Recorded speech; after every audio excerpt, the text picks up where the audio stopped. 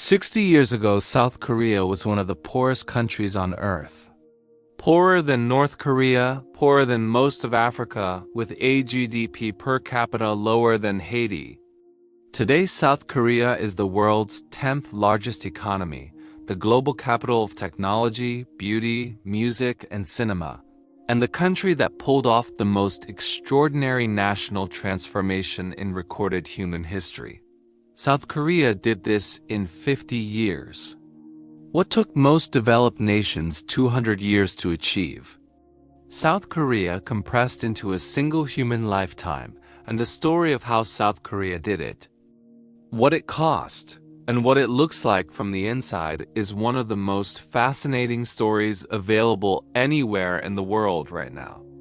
Everything you are about to discover about South Korea exists right now, has been building for decades, and has been hiding behind a global conversation that mostly covers South Korea through the lens of K-pop and its dangerous northern neighbor.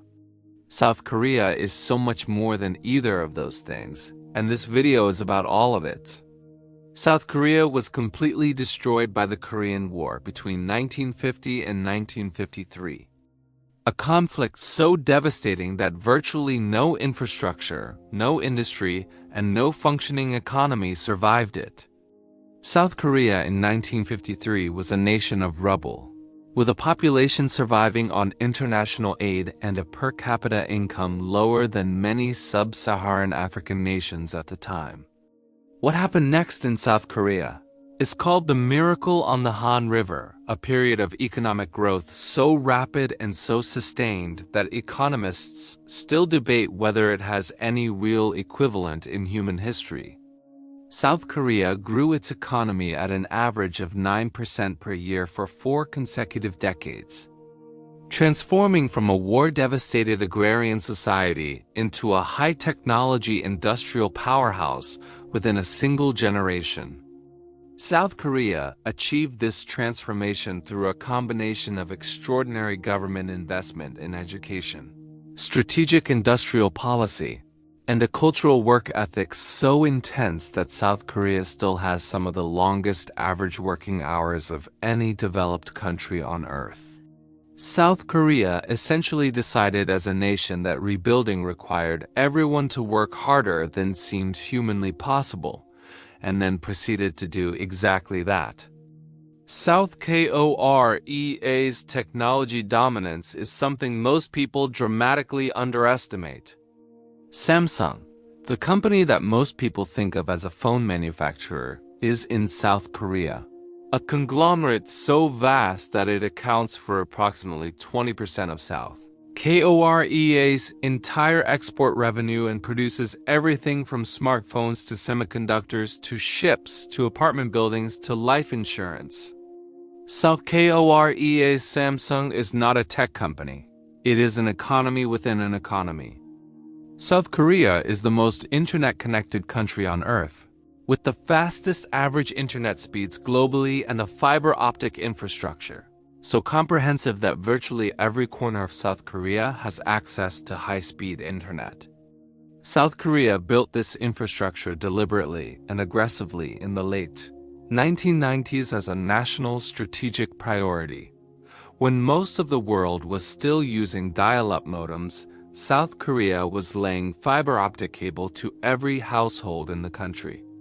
South Korea invented the technology behind old screens, the display technology now used in the world's most premium televisions, smartphones, and monitors.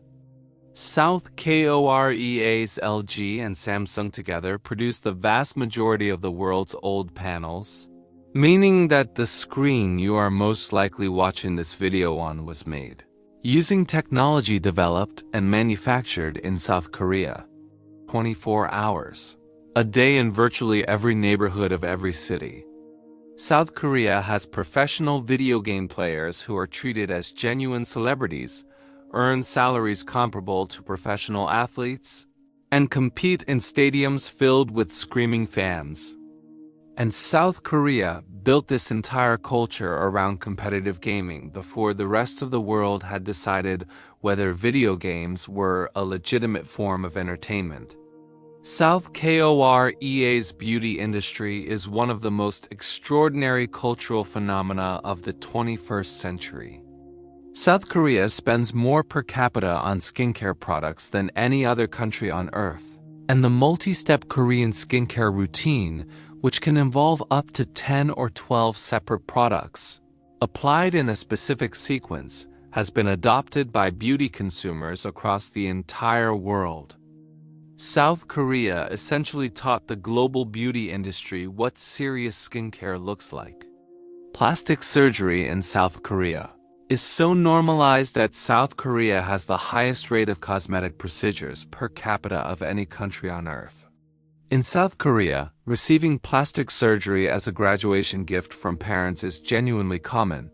Double eyelid surgery is discussed as casually as a haircut. And the Gangnam district of South Korea's capital, Seoul, has so many plastic surgery clinics that it is known internationally as the plastic surgery capital of the world. South Korea's beauty standards are both extraordinary and genuinely complicated. The pressure to conform to specific appearance ideals in South Korea is intense and creates real psychological challenges that South Korea's mental health community is actively addressing. South Korea is simultaneously the country that has given the world some of its most innovative and liberating beauty trends, and a society where appearance-related pressure can be genuinely crushing. K-pop is not a music genre. K-pop is a South Korea-invented entertainment system that produces artists through years of intensive training in singing, dancing, languages, and performance, managed by entertainment companies that control almost every aspect of their artists' public lives. South Korea built K-pop not as an art form first, but as an export product, a deliberate strategy to project South Korea's cultural influence globally, and it has worked beyond any reasonable initial expectation. BTS, the South Korea boy group that became the most streamed musical act on Earth, has had a measurable economic impact on South Korea, estimated by some analysts at over $5 billion annually through tourism, merchandise, and associated industries. South Korea's government formally recognized BTS's contribution to South Korea's national economy and international image by granting its members a temporary exemption from mandatory military service, a concession South Korea makes for almost nobody. South Korea's Hallyu, the Korean wave of cultural exports including Kpop, K-drama, Korean cinema, and Korean food, has become one of the most significant cultural soft power phenomena of the 21st century.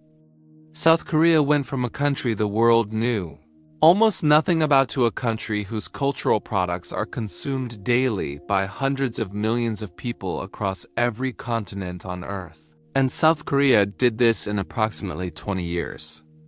Korean cinema announced itself to the entire world when Parasite, a film by South Korea director Bong Joon-ho, became the first non-English language film to win the Academy Award for Best Picture in 2020.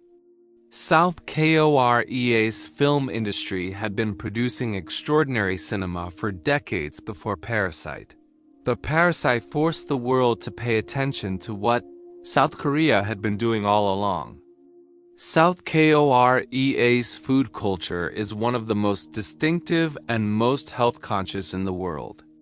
Kimchi, fermented vegetables, most commonly cabbage, seasoned with chili, garlic, and ginger, is eaten at virtually every meal in South Korea and is considered so central to Korean identity that South Korea has a separate kimchi refrigerator, specifically engineered to ferment and store kimchi at optimal conditions. That is considered a standard household appliance in South Korea. South Korea's kimchi has UNESCO Intangible Cultural Heritage status, and the tradition of kimyang, the communal making of kimchi in large quantities before winter, is a social event in South Korea. that brings entire communities together in a tradition that predates modern South Korea by centuries.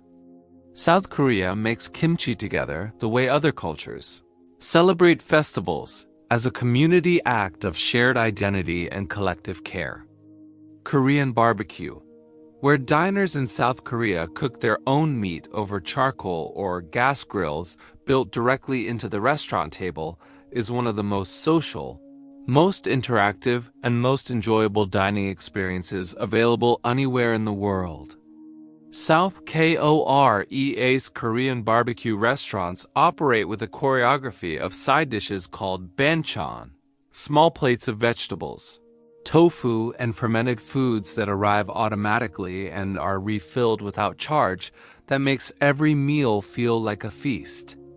South Korea's convenience stores, CUGS 25, and 7-Eleven South Korea are so far beyond what the rest of the world considers a convenience store that comparing them requires a different word entirely.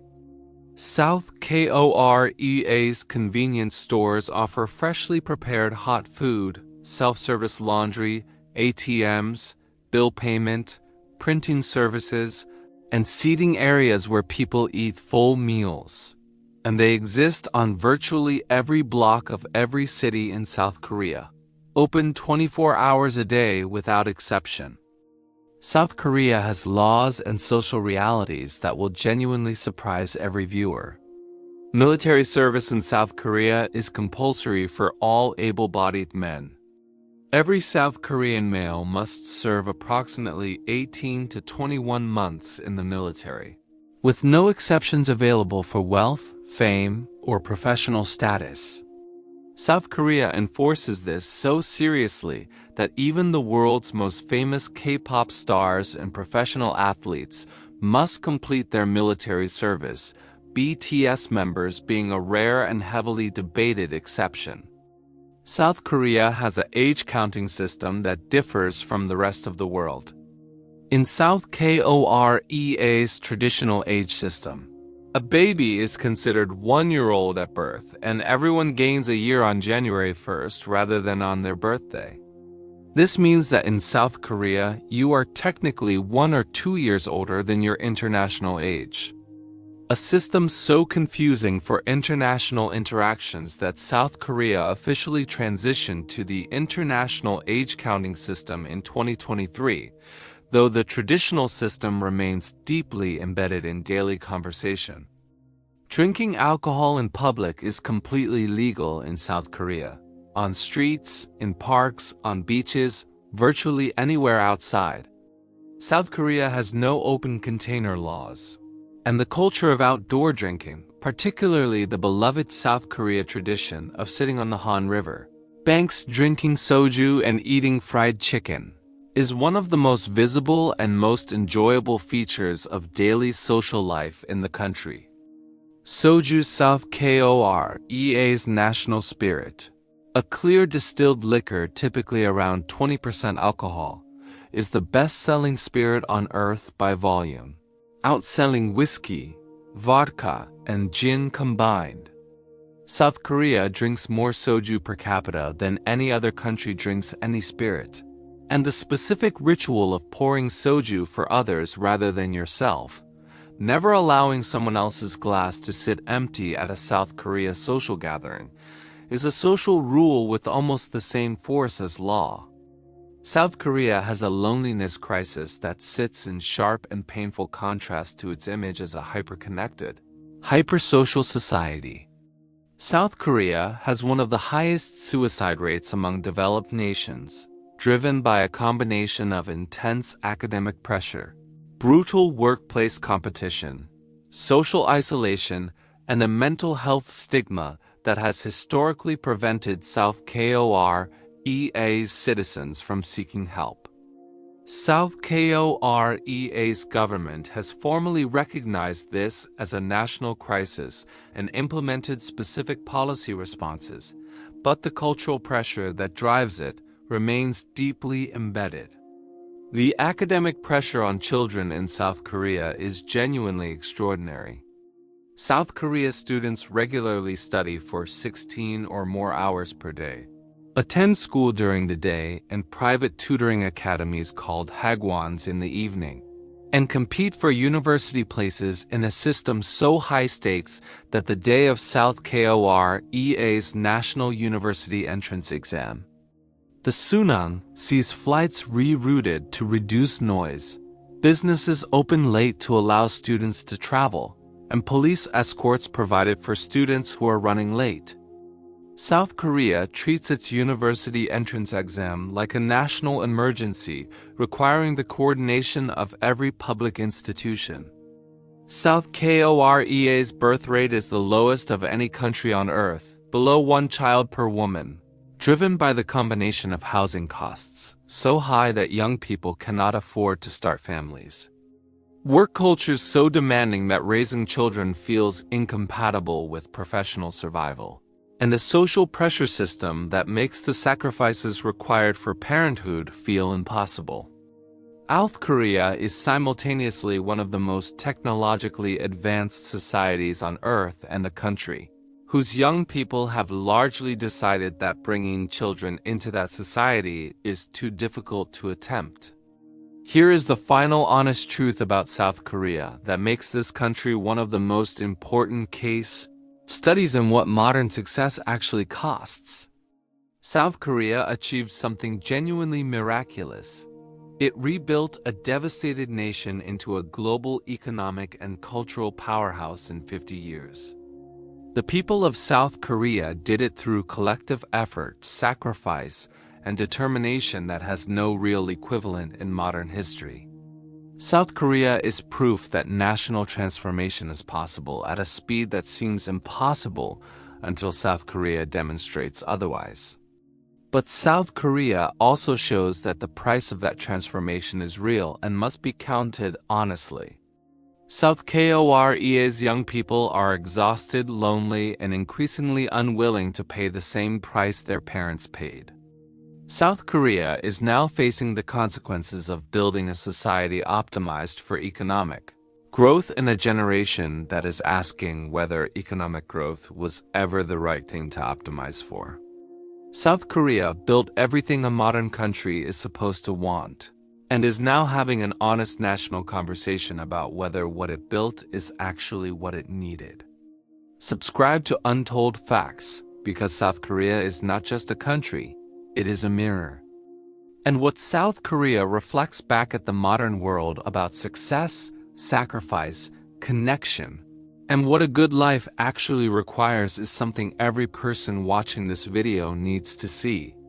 South Korea is the most important story in the world right now, and now you know why.